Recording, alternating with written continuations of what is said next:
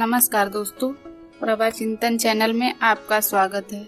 ये मेरी सीरीज गुनाहों के देवता का 11वां भाग है। अभी तक आपने सुना कि चंदर सुधा को लड़के की फोटो दिखाता है, जिससे सुधा बेहद दुखी हो जाती है और शादी करने से मना करती है और चंदर उसे मनाने की कोशिश करता है, पर सुधा मानने के लिए तैयार ही नहीं है। तो आइए अब आगे सुनते हैं।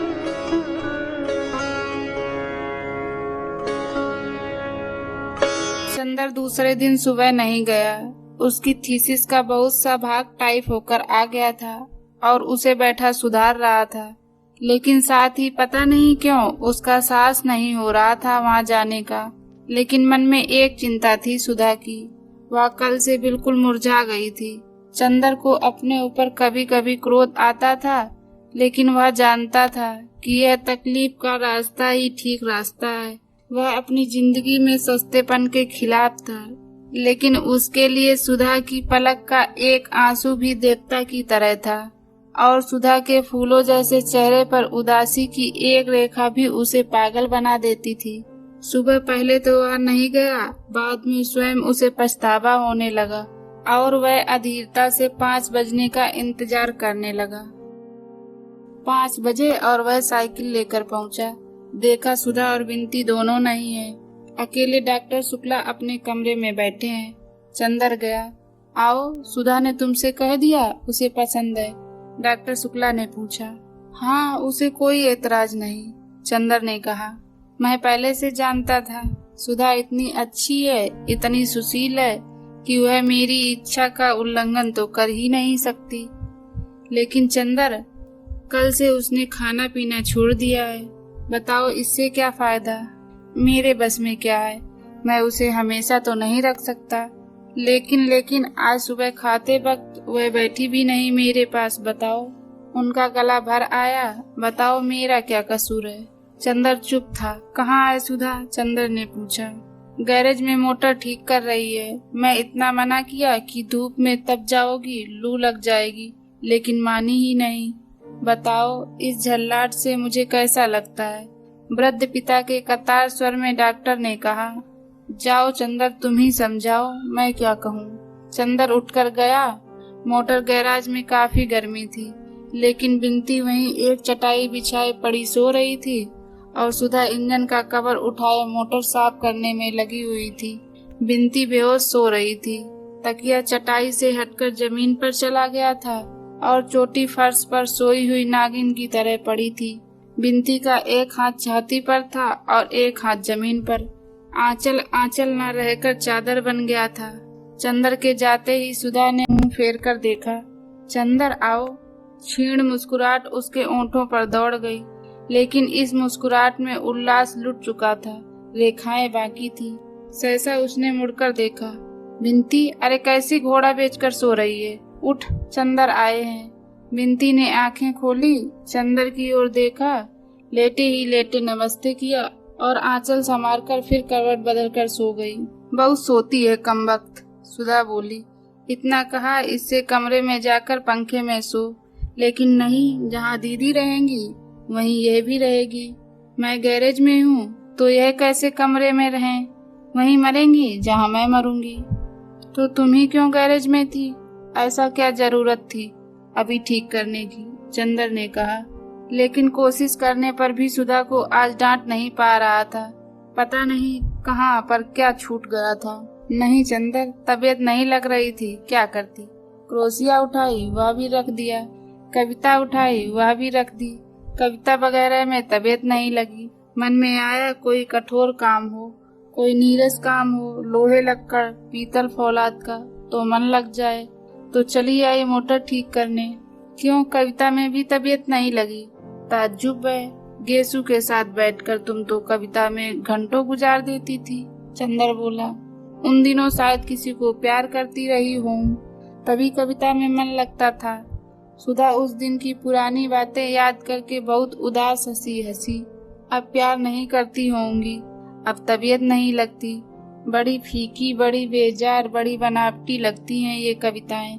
मन के दर्द के आगे सभी फीकी हैं। और फिर वह उन्हीं पुर्जों में डूब गई चंदर भी चुपचाप मोटर की खिड़की से टिककर खड़ा हो गया और चुपचाप कुछ सोचने लगा।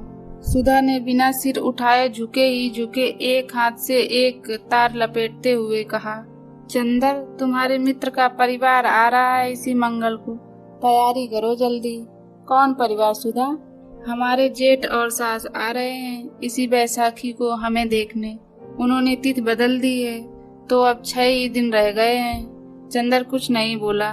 थोड़ी देर बाद सुधा फिर बोली, अगर उचित समझो तो कुछ पाउडर क्रीम ले आना, लगाकर जरा गोरे हो जाएंगे तो शायद पसंद आ जाए। क्यों, ठीक है ना? सुधा ने बड़ी विचित्र सी हंसी हंस दी और सिर उठाकर चंदर की ओर देखा। चंदर चुप था, लेकिन उसकी आंखों में अजब सी पीड़ा थी और उसके माथे पर बहुत सी करुण छाएं। सुधा ने कवर गिरा दिया और चंदर के पास जाकर बोली, क्यों चंदर, बुरा मान गए हमारी बात का? क्या करें चंदर, कल से हम मजाक करना भी भूल गए। मजाक करते हैं तो व्यंग बन जाता है। लेकिन हम तुमको कुछ नहीं कह रहे थे चंदर। उदास ना हो, बड़े दुलार से सुधा बोली। अच्छा, हम कुछ नहीं कहेंगे। और उसने अपना आंचल संभालने के लिए हाथ उठाया। हाथ में कालोच लग गई थी। चंदर समझा मेरे कंधे पर हाथ रख रही है सुधा। वह अलग हटा तो सुधा अपने हाथ देखकर बोली, घबराओ ना देवता, तुम्हारी उज्जवल साधना में कालिक नहीं लगाऊंगी, अपने आंचल में पहुँच लूंगी। और सचमुच आंचल में हाथ पहुँचकर बोली, चलो अंदर चलें। उठ बिनती, बिलैया कहीं की। चंदर को सोफे पर बिठाकर उसी की बगल में सुधा बैठ गई और अंगुलियां तोड़ते हुए कहा, चंदर, सिर में बहुत दर्द हो रहा है मेरे। सिर में दर्द नहीं होगा तो क्या, इतनी तपिश में मोटर बना रही थी।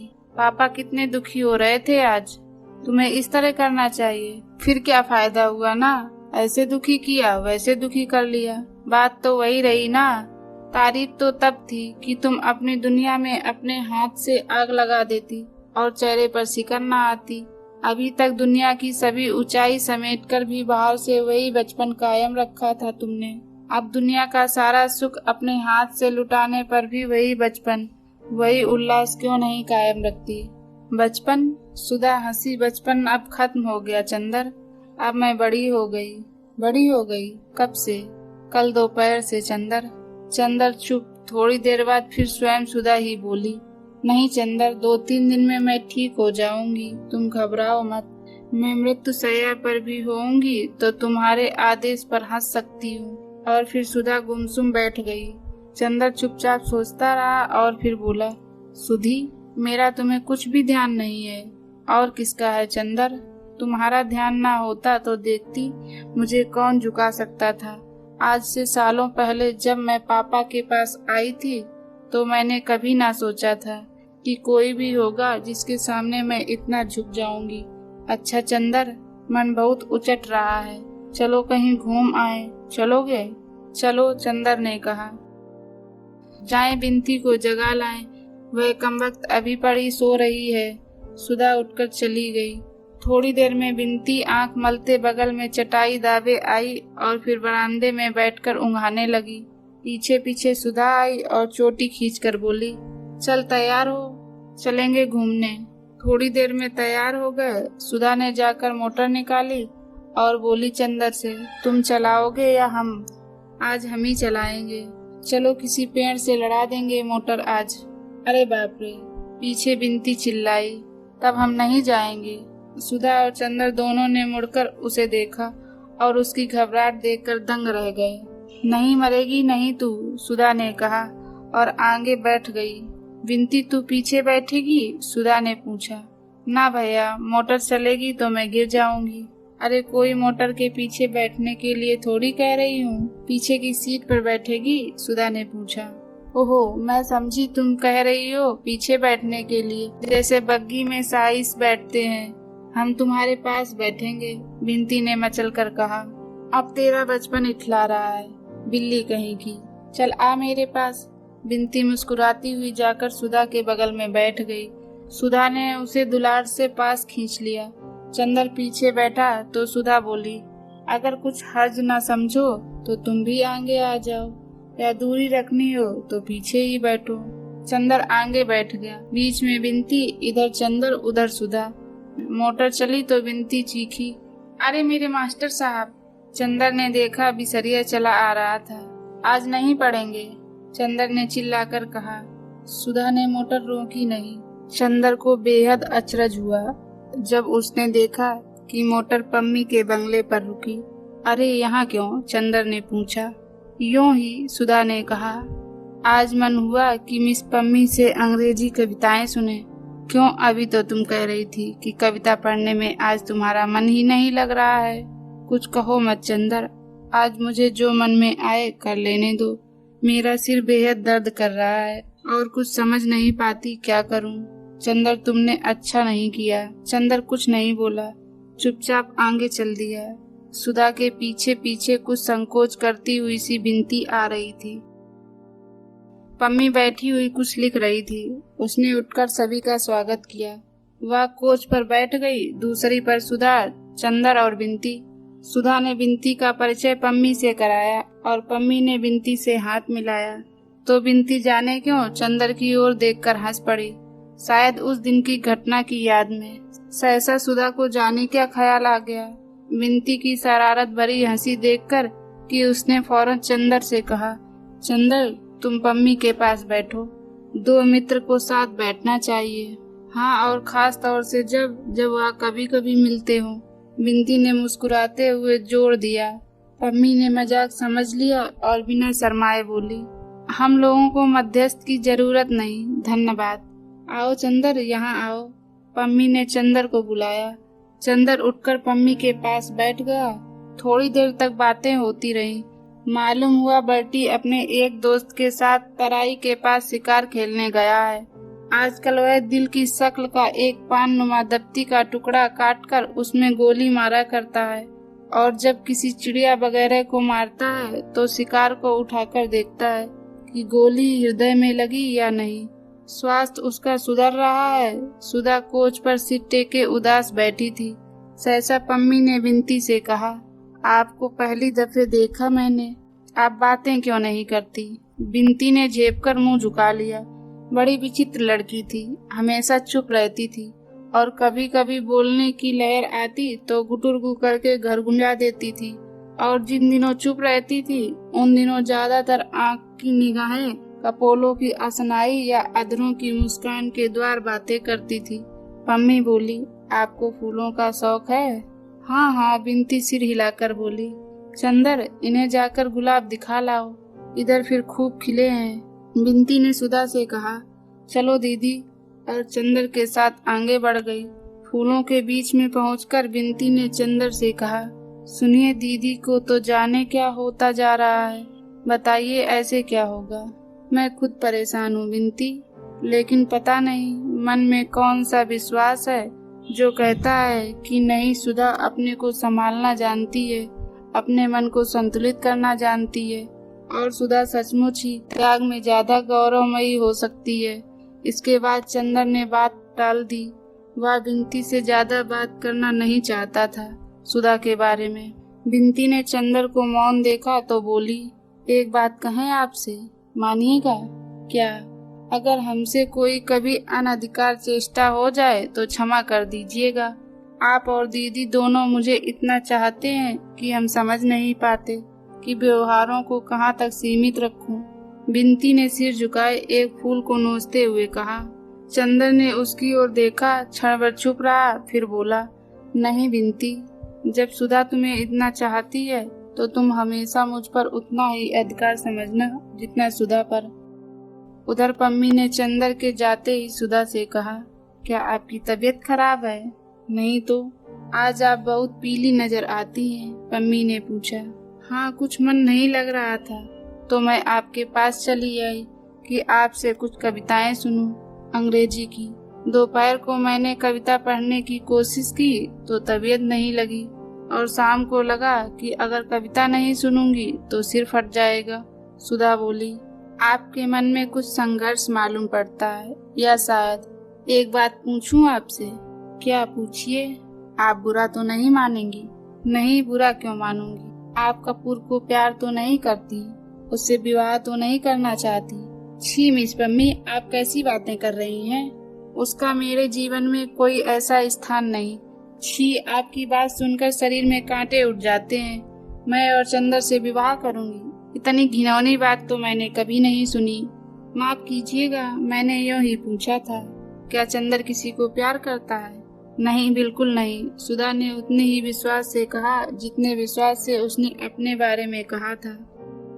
इतने में चंदर और बिंती आ गए। सुधा बोली अधीरता से, मेरा एक एक क्षण काटना मुश्किल हो रहा है। आप शुरू कीजिए कुछ गाना। कपूर क्या सुनेंगे? पम्मी ने कहा। अपने मन से सुनाओ। चलो, सुधा ने कहा, तो कविता सुनने को मिलेगी। पम्मी ने अलमारी से एक किताब उठाई और एक कविता गाना शुरू की। अपनी हेयर पेन निकालकर मेज पर रख दी और उसके बाल मचलने लगे। चंदर के कंधे से वह टिक कर बैठ गई और किताब चंदर की गोद में रख दी। बिंती मुस्कुराई तो सुधा ने आंख के इशारे से मना कर दिया। पम्मी ने गाना शुरू किया। लेडी नार्टन का एक गीत, मैं तुम्हें प्यार नहीं करती हूँ ना, मैं तुम्हें प्यार नहीं करती हूँ, फिर भी मैं उदास रहती हूँ जब तुम पास नहीं होते हो, और मैं उस चमकदार नीले आकाश से भी ईर्ष्या करती हूँ जिसके नीचे तुम खड़े होगे और जिसके सितारे तुम्हें देख सकते हैं। चंदर ने पम्मी की ओर देखा। सुधा ने अपने ही बच में अपना सिर छुपा लिया।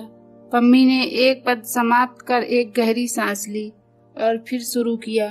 मैं तुम्हें प्यार नहीं करती हूँ, फिर भी तुम्हारी बोलती हुई आंखें, जिनकी नीलिमा में गहराई, चमक और अव्यक्त है, मेरी निर्मेष पलकों और जागते अर्धरात्रि के आकाश में नाच जाती हैं। और किसी की आंखों के बारे में ऐसा नहीं होता। सुधा ने बिंती को अपने पास खींच लिया और उसके कंधे पर सिर टेक कर बैठ गई। पम्मी गाती गई, ना मुझे मालूम है कि मैं तुम्हें प्यार नहीं करती हूँ, लेकिन फिर भी कोई शायद मेरे साफ दिल पर विश्वास नहीं करेगा। और अक्सर मैंने देखा है कि लोग मुझे देखकर मुस्कुरा देते हैं, क्योंकि मैं उधर एकटक देखती हूँ जिधर से तुम आया करते हो। गीत का स्वर बड़े स्वाभाविक ढंग से उठा, लहराने लगा, कांप उठा और फिर धीरे धीरे एक करुण सिसकती हुई लय में डूब गया।